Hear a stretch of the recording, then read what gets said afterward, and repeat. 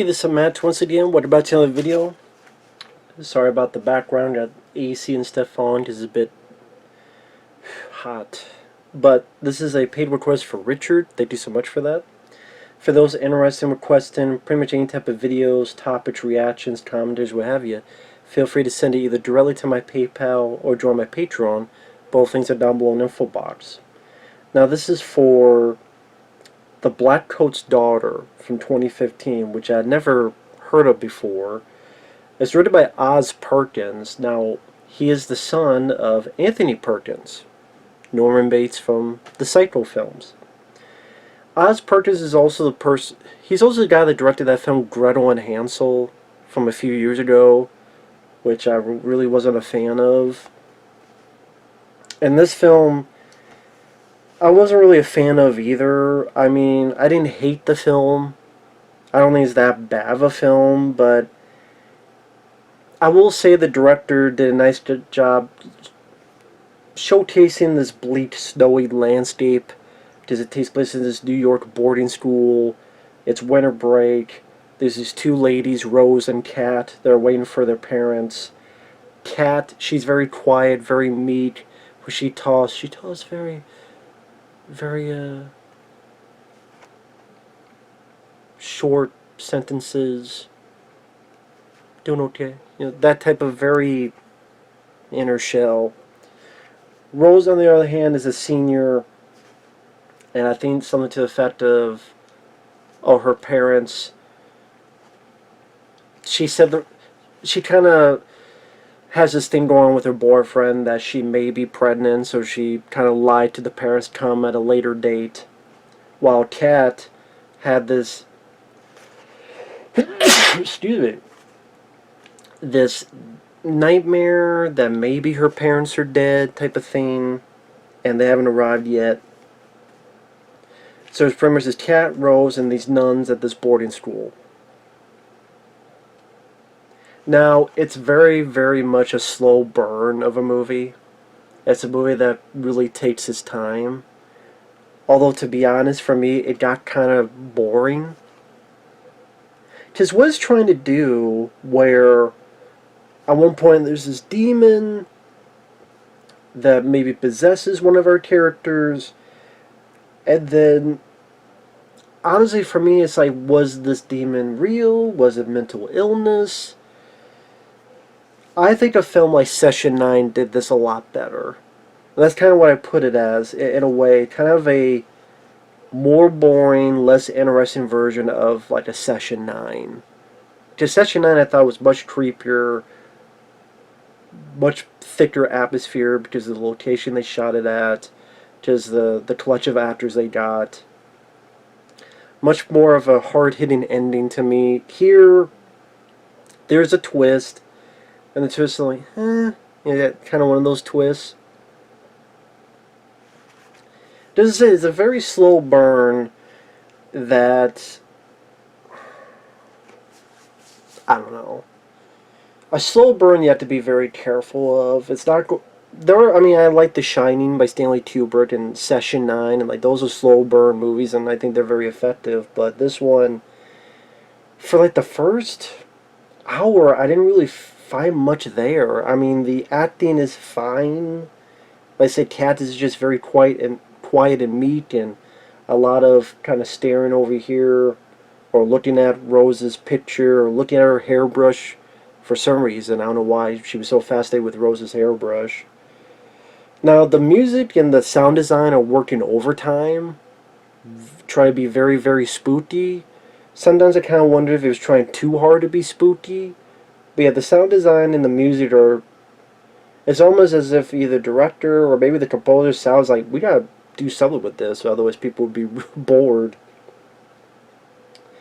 Meanwhile, it cuts to Emma Roberts, who is in Scream 4 and other movies. She, I guess, escaped from a psychiatric hospital, is trying to get to this location, and she's picked up by two people. James Remar, from The Warriors.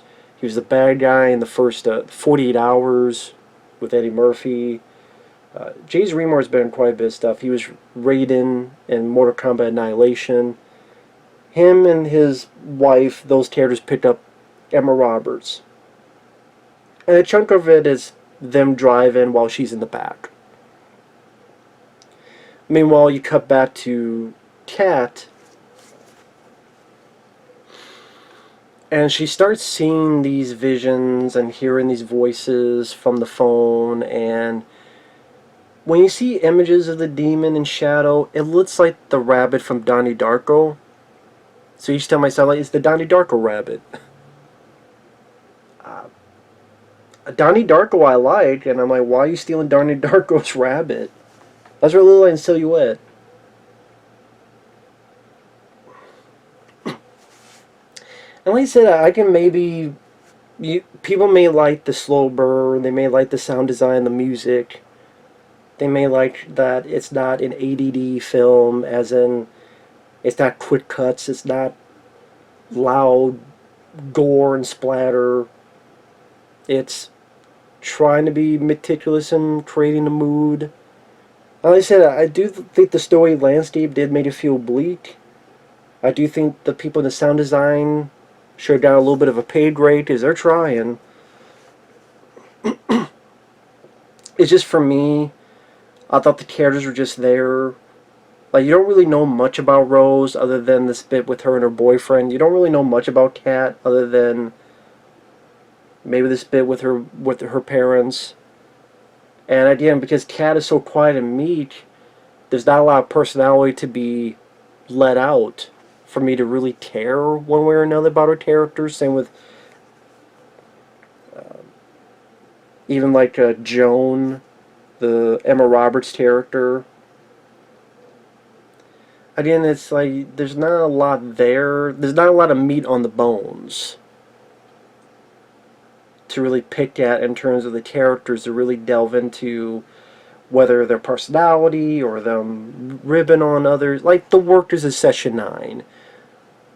While you see them interacting with each other, and one guy didn't know the stress of this business and the stress of this job and what maybe affects him and his family or his relationship with his family, and how he talks with David Caruso. Like, you get more of an interaction. I'm not saying it needs to be a thesis on and dissertation on characters, but you get more of a camaraderie.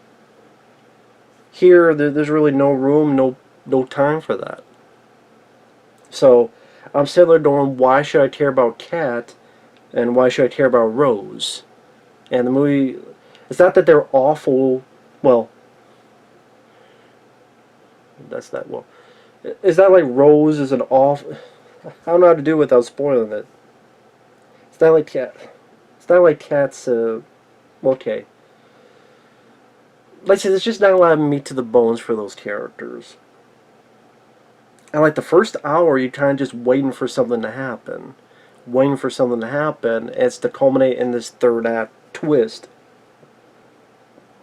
Which I don't want to spoil for those who watch the trailer, if it piques your interest. I've always said, no matter what I review, you find out for yourself.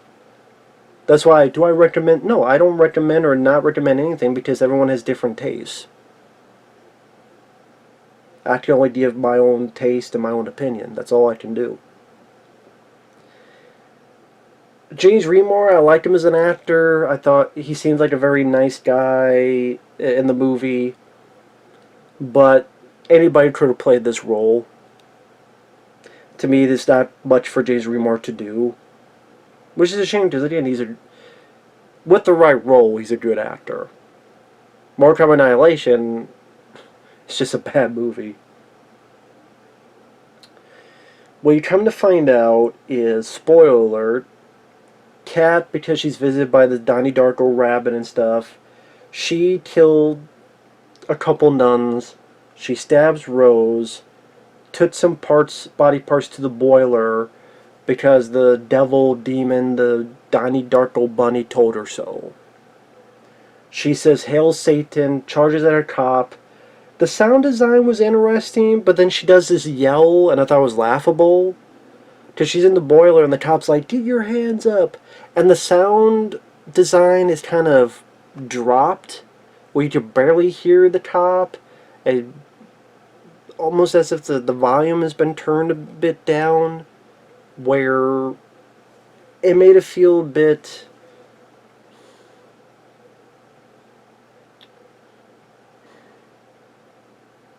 Like, you know, something's off, something's wrong. Maybe the headspace of this cat character. This is how, maybe how she's hearing the top, how she's interpreting how the top sounds. And she goes, "Hail Satan." But again, she does this yell. That made me laugh. And then she gets shot. Come to find out, Cat, spoiler, is the same person as Joan. Because Joan is Cat about, what, 9 years later? And they're played by two different actresses. And I thought,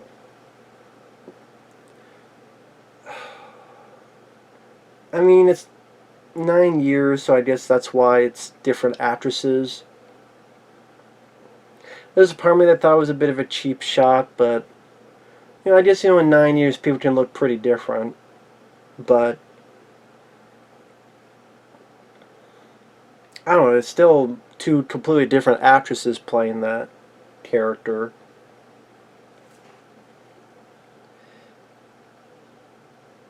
But yeah, just 9 years. Well, okay, if someone's 10 and then someone's 19, you know, you'd have two different people. So, yeah, I guess I can't really get that mad about it. But yeah, Cat is Joan. And apparently when Cat was caught, because she was wounded, this guy did an exorcism on her.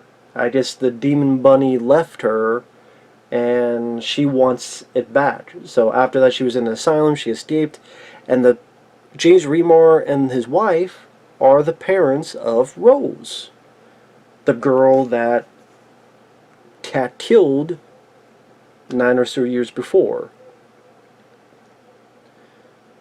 Which I'm like, wow, how serendipitous is that? Talk about a small world. So again, super spoilers. Joan, who was Cat, she kills James Remar, slits his throat, stabs the wife, tries to wipe blood on her face, off her face. I couldn't really tell if she was trying to wipe it off or she wanted to rub it on. I guess you don't see. It's not like an incredibly violent movie, but you get the idea that she took the heads to the boiler till she wants to invoke the demon again. Now, again, this gets to the point, did the demon exist? Was it in her head? If it was in her head, what caused that to begin with? If it was a demon, why is she so in love with the demon coming back? Like, you don't get a sense of why is she so in need and love of this demon to want to bring it back. I guess you just go, she's crazy. She's crazy. Well, I mean, is there any other explanation of that or no?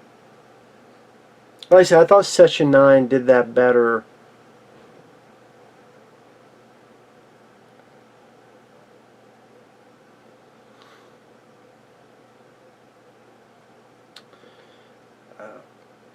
Because that one you could determine whether it was supernatural, whether it was psychological, and you have fair game either way. And then pretty much, of course, it doesn't work. The boiler is dead. The demon didn't come back. So then she's wandering outside, she cries, and then the movie's over.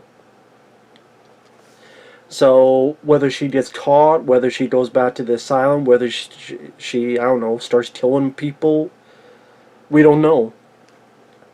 It just ends and that's it. Like, we don't know what happens to her. We don't know if the cops will get her. No ifs, ands, or buts about it. Again, no explanation really as to why she's so in love with this demon, why she wants this demon to come back. At least, they say we get much of a, oh, if it was like, oh, he made me feel good, or made me feel good about myself, or my parents died, I need someone, and he was there for me, and in a fucked up way. Again, I don't think the movie really delves much into that, and maybe that could have been more interesting. It's a lot of moments of people staring, and the sound design and music trying to be spooky.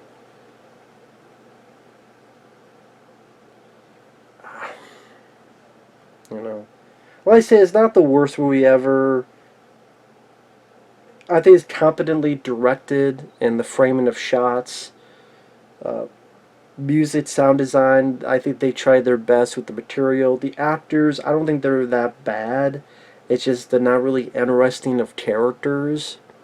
There's really nothing of interest with the characters to me. It's indifference. Does that make sense? A movie that I was indifferent to. Didn't hate it. Definitely didn't love it. It just was what it was. And I guess I would say I liked it more than Gretel and Hansel. But like the most fascinating thing I found out was that Oz Perkins, the director, was the son of Anthony Perkins from Psycho. So take that for what you will. With that said, thanks for watching. Take care. We'll see you guys later. Bye bye.